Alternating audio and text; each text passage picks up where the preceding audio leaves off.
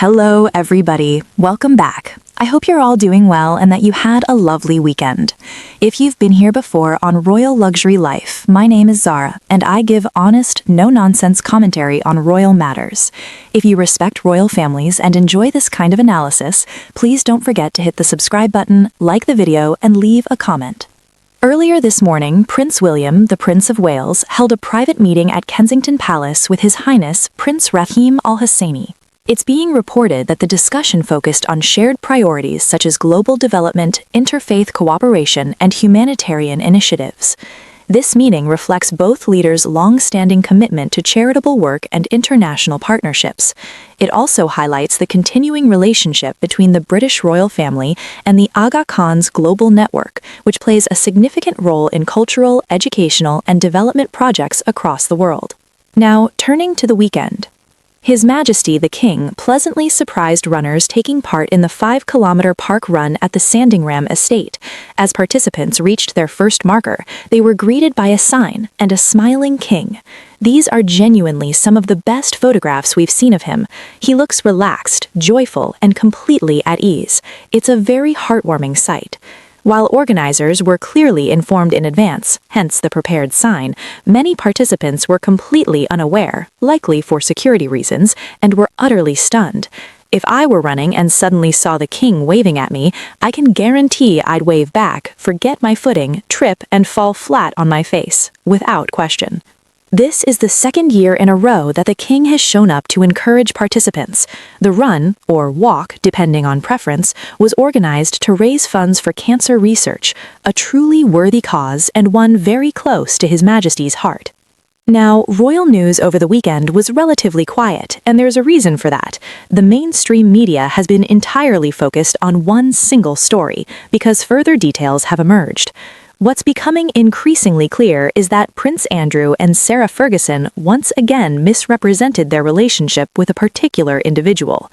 Previously, Sarah claimed she was only polite to him because he had threatened her life, a statement that already sounded questionable at the time. Now it appears completely implausible. The information coming out now is deeply troubling. Even the York princesses are being pulled into this situation. At this point, it's unclear whether their recent distancing from their parents is genuine or simply an attempt at damage control. You know, I've tried to remain neutral about them for quite some time. I always try to play devil's advocate. I genuinely believe they are products of their environment. As children, they likely had no understanding that what was happening around them was unethical or suspicious. What teenager would?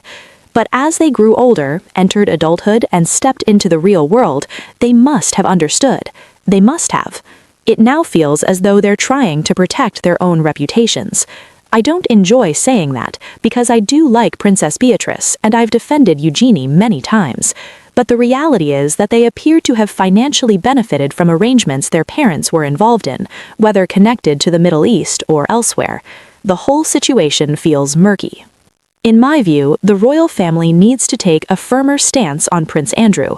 The king should formally remove him as a counselor of state.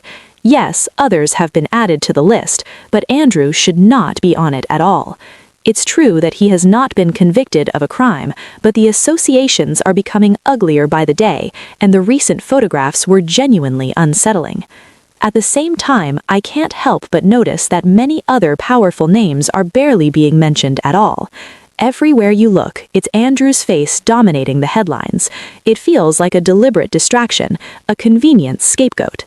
I'm not saying he's innocent or guilty, I honestly don't know, but after spending so much time around people like this, is it really believable that he saw nothing? Nothing at all? Nothing that could have led him to step forward and support victims?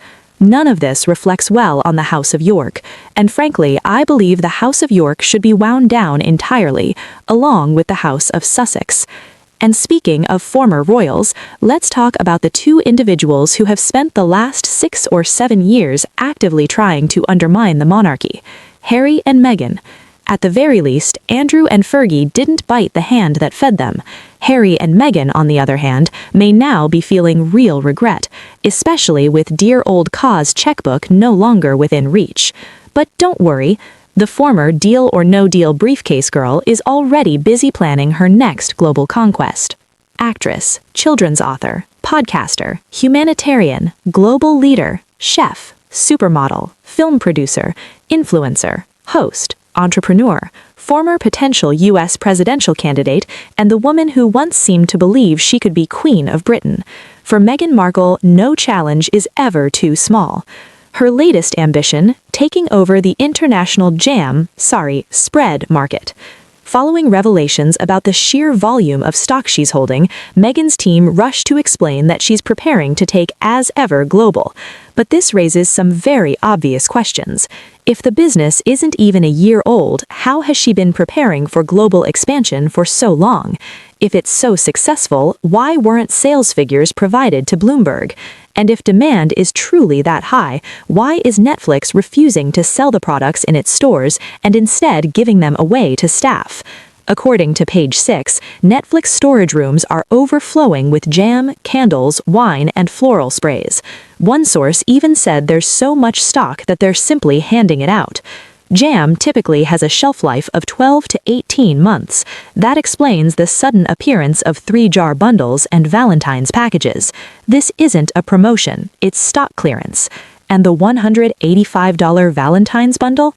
A flower tin, chocolates, a candle, hibiscus tea, and 2 best-selling spreads presented in collectible packaging. Wow! Harry, meanwhile, appears to be under increasing financial pressure. The Daily Mail case is not going his way, and if he loses, he may be responsible for the costs. False statements, collapsing witness testimony, nothing looks good. I don't take pleasure in any of this. At the end of the day, these are still human beings, but blaming everyone else in the name of justice isn't justice. In my opinion, Harry isn't doing this for principle, he's doing it for money.